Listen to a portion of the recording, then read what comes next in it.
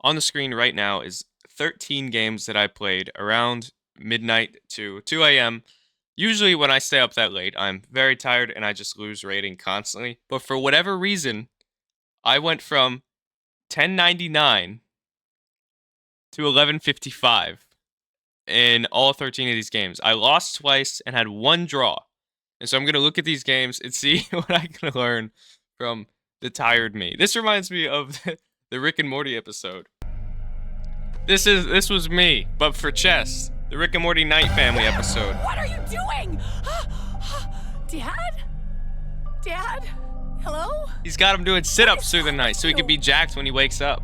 Really? Oh, okay. What's this, pancakes? Sold. What was up with you last night? I was totally talking to you and you acted like I wasn't there. I did. Oh, yeah, no, that wasn't me. Technically, that was my night person. Been having him do crunches while I sleep. Check it. Damn, check it. I've been having him play chess for me, and he's good at it, man. He's good at it. Anyways, we're going to be looking at all 11 of these games. Now, I said there was 13, but these two I already made a video on, and it was late, and I was tired, but it wasn't that late. Here, it's midnight, and all the way up here, it's 2 a.m. And so throughout all of this, my eyes are closed and there's no commentary. So I recorded them, but the recordings are useless. And so here my opponent's about to disconnect and I'm just sleeping it off. I'm waiting for him to play his move so I can wake back up and choose to think. Yeah, I peeked. I was like, is he still not playing? We're going to look at this game first. This is me against Vitali. So here I'm pretty awake, so these games are going to be relatively normal. I'm not good at the game in general, but I'm curious to see why I did so well. Here he wants to trade pawns. I take here, and then he'll take here. And I feel like usually I would allow that, but instead, I found the best move, Rook C1. That surprised me a lot. And then from here, we just play chess. I mean, I had a tactic here where if he took, I would pin him to his king, and so that allowed me to win a piece because he didn't see it up until this point. Ideally, he shouldn't have engaged in this trade at all. And he castles before I win his queen, so that's good for him. And then now I threaten checkmate. This is a product of being tired. He can take my knight and he defends checkmate, which is exactly what he does. And then I attack his queen here. And the game still goes on. He can go here. He can go here. I have this. I have the ideas of this in the future. It's not so clear what's going to happen yet, but it's, analysis is 2.2, but he resigns. And so I think I wanted this to be my last game, but I was not at all fulfilled with this, and I was happy that I won. So that brought me to 11-15. Let's look at the next game. Here's a fun tactic. So he goes here, which attacks this, but it's defended, so it doesn't attack it at all. This move is completely useless. The knight's not looking at anything important. And so I kick him out, and that was best move. He attacks me like this. This is a mistake, because now I can check him and win the knight on the next move. So I check him, and he blocks with the knight. And that looks bad, because it allows this, but that's actually the best move, because this knight's already going to die. So then I kick him out like this. He can't move because he's pinned, and so it looks like it's over. But then he pushes his pawn and attacks me. This is an interesting idea, because it's kind of like if I back up, he'll go here, and then I go here, and now he can take. And then we just trade knights. That was a pretty clever solution, but it's not a solution, because I can just take it right away, and that's what I do. And now he has the same issue as before, so now I've won a pawn and a knight. Except, I forgot about this, there's one more strike. So now it's, what do I do here? I can trade a piece. So I won a pawn and a knight, and he had double pawns, but now I've won another pawn. So now I'm up 4 points. And here, I have a pretty crazy checkmate. And I didn't see it. And I'm pretty upset that I didn't see this, because that would have been really, really good. Instead, I just checkmate him in a couple moves anyways. This is a pretty good game for me. We're only 3 minutes in, and I found checkmate. So after this game, I'm 11:31. I'm playing Sigma Man 8904. Questionable name. He plays d4. I just copy him. Here, I saw this move, and I asked myself, why did he play it? There's nothing here. And then I saw this was hanging. Usually, if you just play off intuition and you don't really calculate, which has been my problem, that's why I've taken such a far dip, I wouldn't have seen this. But luckily, I do see that this is hanging. So I've been trying to get back to my highest rating by just asking myself, what are they doing? And it's nice to see that I'm doing that even now. Here I'm just trying to strike in the center and get all these pieces active. This is good for me down the line. I mean, I don't know why I would do this. Because, I mean, as soon as I get rid of this knight, this is a really good move. Because there's no way for him to get rid of it. But instead, I just let it be a trade. That was an awful decision by me. I just wasn't thinking. That was a particularly bad move, too. Because once he takes, I'm under attack. I take it, because I'm threatening mate. But this also isn't a good move, because he can just take, I save my king, then he stops mate. And that's exactly what he does. And I challenge it like this, but that doesn't do a whole lot either. He wants to queen trade here. I decide not to, even though I think I wanted to, and I thought it would probably be better. Just because I wanted to keep this pin. And now I get to keep the pin. He keeps attacking me. I choose to repeat moves instead of run away because I just didn't want him to win this pawn. Here he attacks my king, so I double my rooks, and then here the game ends pretty abruptly. I forked him here so I could win this pawn, and then I move over, and he tries to trade with me. He wanted to pin this rook, I guess. This is not a good move at all, because I can play this. And this is not something I would find. I'd probably find this, 6 out of 10 times, just because I don't really think, especially in endgames. It's just like I just want to play quickly. I don't know what it is. I have a lot of bad habits, but luckily, I found this. And then I go here, threatening to take this rook, or just to trade it, and he should not trade here. He should absolutely not trade. He could even check me. Like, I really thought he'd check me, but he took it, which is insane. I noticed a lot of low-rated players do that. I've done it a couple times, even recently, but I know better. Like, as I do it, I'm like, oh, I should have held on to that. Even though, the game's already over, but it's just, keep the pieces on the board if you're down material. But I win that game, and now we are 11:31, and it's getting closer to 1 a.m. Alright, we're gonna pick this up later. I am back. It is much later in the day. I don't know where I've left off. I don't know if I'm awake enough to keep reviewing these, but I will do my best. So we're looking at the game with Sigma Man. What's happening? Because he did have a checkmate threat at some point, and it was the idea of going here. And so if I left, he would have done that. I forgot about that during the analysis 20 seconds ago. I just had to look at the board and think, because I don't do that anymore. But for some reason, tired me does. I'm so much smarter when I'm tired. And I guess now I'm tired again, and I had the same revelation. That's crazy. I just need to start playing later and later into the day. One day, we're going to do an all-nighter, 6-hour episode. It's going to be me trying to get as much elo as possible. And I'll take little breaks where I learn openings, or just refine my openings. What came after Sigma Man? Sonos Sop. Diamond player. Now, when you beat a diamond player... Oh, I didn't. I lost this game. Let's see what happened. I play e4. He plays the Sicilian defense. I play knight f3 because I love the Ponziani. I don't love it. I just haven't got to play it yet. Honestly, I've not yet get to play it yet.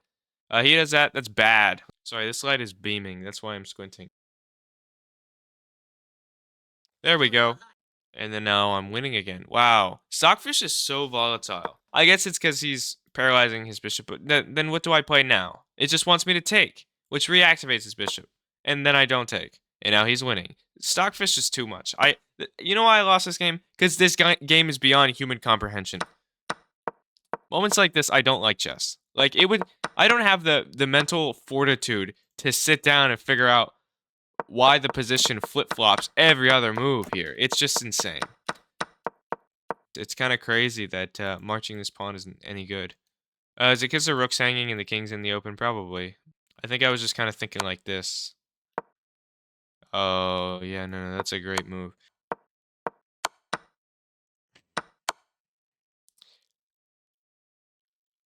I remember playing this. I don't remember why. We're going to pull up the footage. Alright, I found the position. So I'm looking at the move. I'm not explaining it. I believe I do explain it. My intuition tells me this doesn't work, but I don't give a damn what my intuition says. Okay. It doesn't work. Okay. It doesn't work. Okay. So I knew it was a bad move, but I played it anyway. I think I was just desperate. But I don't know why. I'm kind of fine here. I know the analysis is bad, but like he doesn't have an attack where I'm guaranteed to lose material in this position. Then I defend this pawn. Oh, and then I lose this rook. Yeah, it's just a bad game from here. I don't really care to see the rest. Oh, I resign. Cool. That's really sad. Our next game is against Naki14. We did have a brilliant move, so we're going to use our game review on this one. I played at 76% accuracy, and I had 2 brilliant moves. How does this happen? A couple weeks ago, I was completely mentally, fine, and I went from 1250 to 1090. Here I am, 1:30 a.m., closing my eyes between moves to take a tiny little nap, and then I'm getting 76.5, and Stockfish thinks I'm 300 points higher than I am. All right, let's see what happens. He plays the Scandinavian. I disregard it, playing into that one gambit. I forget what it's called. He just takes, so I just develop my c4 pawn. My goal is to put my knight behind it, but I would imagine I put my bishop first, and that's the best move. He moves. Now I could play c5. I don't think it's a good move. It's the best move. This feels overextending. Like every other time I do this, it's overextended, and Stockfish yells at me, but now it wants me to do it. So he brings his queen here. I keep trying to explain all the crazy stuff that's happening here that I didn't see in the game, but it doesn't really matter. Point is, if he goes here, I can attack him like this, maybe, kinda. But the idea is I should be playing this. Instead, I go knight here. If I play this square is sealed, so if I go that and that, he's trapped. So he'll take the rook, and then I'll take back, because he needs to get as much points as possible for the queen, because it's trapped, it's going to die, so he might as well get the rook. And then if he ever takes the rook, I'll seal him in jail and go here. Bunch of crazy meta stuff. I didn't see that, and I don't think there's a world where I would have seen that, because I don't really think that deep. I wish I did. Maybe we'll get there in the future. When I should have played c5, he takes the pawn, and then I go there, attacking him. It wants me to do this. Why? I don't know. Please explain this to me. I've been looking at this for a minute. So I castle. Best move. We only got a couple moves left until we get to the brilliant move. I kick out his queen. This is also a bad move. He goes here. This is also a bad move. And then I go here. This is also technically a bad move. This hurts the analysis. And then he takes here. This is a terrible move. I'll just take back. I don't understand. Okay, apparently I should have taken back with the bishop. He goes here, which attacks nothing. This is already defended. I don't have to respond to this. Now, this line has opened, and I didn't see that. But I did find this. This is a checkmate threat.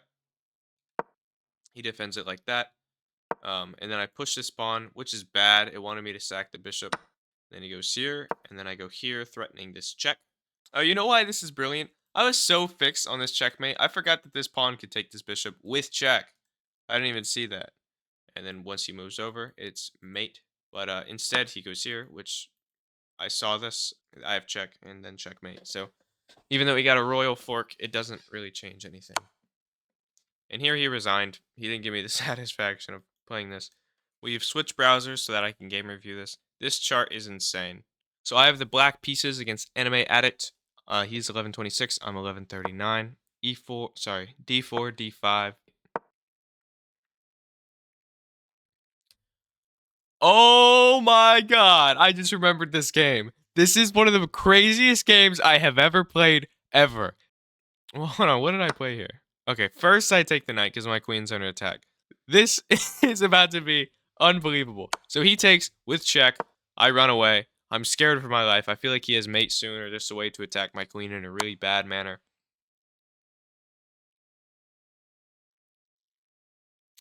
Please tell me I took with the bishop. Okay.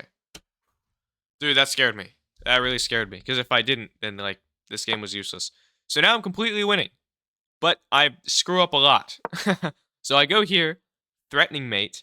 And this is kind of hard to prevent. You just have to defend the square the rest of the game. Because you're not going to get rid of this guy so easily. Unless you do this and this. At that point, I can kind of do a lot to mess with you. So he just kind of deals with this for a very long time. So now he is defending the square. I cannot go here for mate. He also can't take this because it's defended. So this is a crazy little mate trap. So now this bishop is just going to sit here for the remainder of the game and cause this queen a headache just defending the square forever. Because who else is going to do it? He can't do it. He can't do it for a while. So in this position, I don't remember what I play. Oh, I kick out the queen. So I just want him to take here so I can play checkmate. And for some reason, that's not a good move. I don't know why.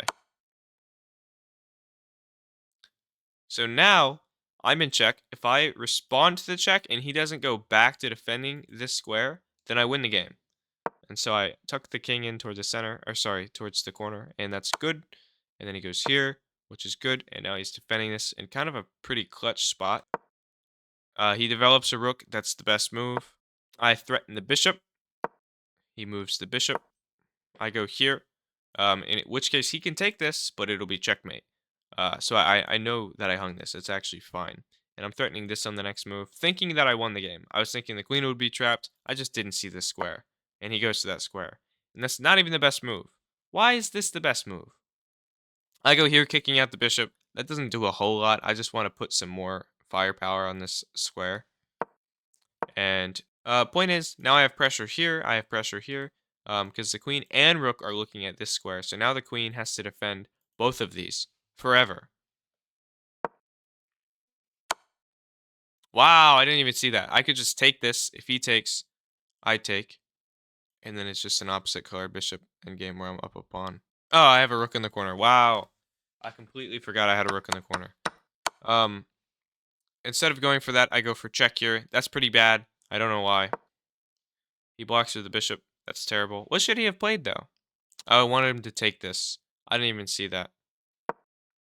Now I go here, and now he realizes he can take it. So now, this pawn is his new problem. And so I stay in defense of it. And then now I'm just bringing my other rook just for fun. I'm defending this so that I can move the queen and try to re-threaten this. I don't like this bishop here, I guess, so I just do a little in-between move. He moves the bishop. I double the rooks to attack this to make this square even more powerful. He just lets me, so I just move, and it's fine. And then he blocks with the rook, which I didn't really know what to respond with if I saw that possibility. Also, I'm an idiot. This is defended.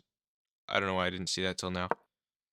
That should be a brilliant move. That just hangs a rook twice. But the idea is, if he takes, I have checkmate. He moves over. There's the brilliant move. You know what's so crazy about this? Both of these guys are undefended. This can be taken twice. This can be taken once. This can be forked. But all of these just lose the game to the fact that I have so much pressure on this square that eventually, when all that pressure eases up, I have pressure on this square, which is checkmate. That is just insane. There's just something about this move. It's easy to spot, but it just looks so good. If he takes, I checkmate him. If he takes, I checkmate him. And if he kind of does nothing, I will take, and then there's no way to stop checkmate, except for like going here. But, you know, I've already won, so I'm up a queen. He takes, and I checkmate him. Now, I want to play this against the computer from here.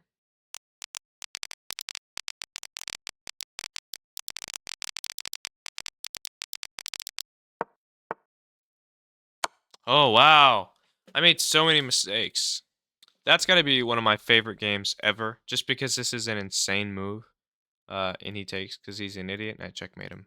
I don't know how he forgot about this threat all this time later, but that was such a fun game. This entire game, we were just having warfare over this one square. We had the bishop, the pawn, we had the queen here, the queen here. We had the rooks blocking. I can't say I learned a lot from it because it was just kind of schizo, like 1100 play. All right, we're approaching 2 a.m. here. We're playing Aaron. He's 1151. Which is the highest rated opponent I think I've played throughout this entire video. And I'm 1147. That's just a terrible move. I think that was the worst move you could have played. Yeah, now I can just kick you out.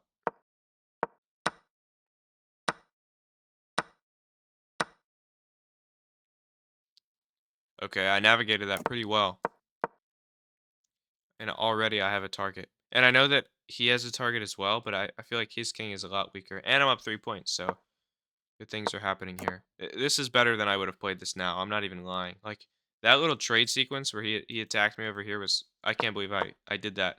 And how much time did that take me? Look at my time, guys. This is crazy. In this position, I have 934. I find this in 6 seconds because, I mean, it's a fork. And then he does this. This is kind of an abstract move. He's pinning this pawn. I have to find the best move. I find it pretty quickly. And it's not the best move, but it's a really good move. And then I navigate this in 7 seconds. This whole that whole thing. I would think here in this moment for probably about 90 seconds to figure out, if what I just did here would throw the game.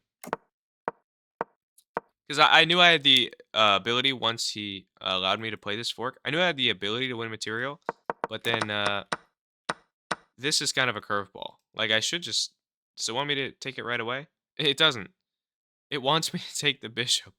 That is just crazy that I saw that. Okay, moving on. He's just playing a bunch of nonsense moves. I mean, none of these do anything. Um, that's the third move by the computer. Here he hangs his queen. So I hope that I take with check first and then I take the queen. I just take the queen. Dude, that was not best move. Why didn't you? It was. It's actually tied for best move with the check. But I did not see mate in 7 here. In fact, we're going to play this against Stockfish to see if we can find mate in 7. Okay, mate in 7. I mean, I feel like I have mate quicker than 7. I can't believe it's going to take me 7 moves. So I'll go here. Not sure why he didn't go here.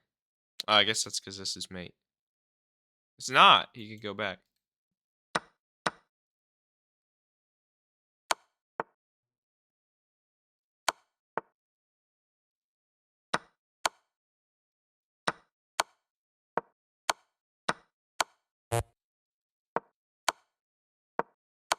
Okay. That's why it's mate in 7.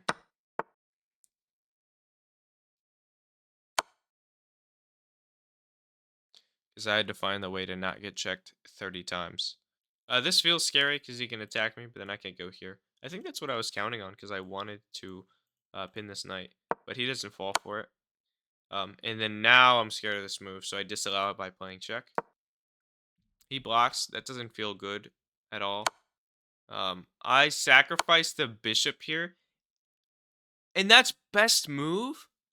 What was I on? This is not a move I find. Because I don't understand it, and I've been looking at this for 20 seconds now. What does this do? Because if he takes, I still can't take. Oh, but I can swing this way. Defended by the bishop. Okay, well. Oh, hey, guys, that's a brilliant move. I told you we'd spot it. This is a brilliant move for sure. I think what's kind of brilliant about it is the fact that, like, from this position, you see that the rook can get to this square. Like, that's kind of crazy to think. Like, from this position, I can force the rook here and have mate on the following moves. Here there's a mate in 9. I have to find rook a8, which is easy to spot. But it feels kind of counterintuitive because then he just goes here. Yeah, and then, I mean, I can't do that. I don't know. This is crazy. But I just take the pawn. I do all that work to win a pawn. I'm going to play this mate 9 position against the computer. I'm probably going to lose because I'm not particularly sharp. I know this is the first move. And then now I can take it. This is defended, so can't I just go here?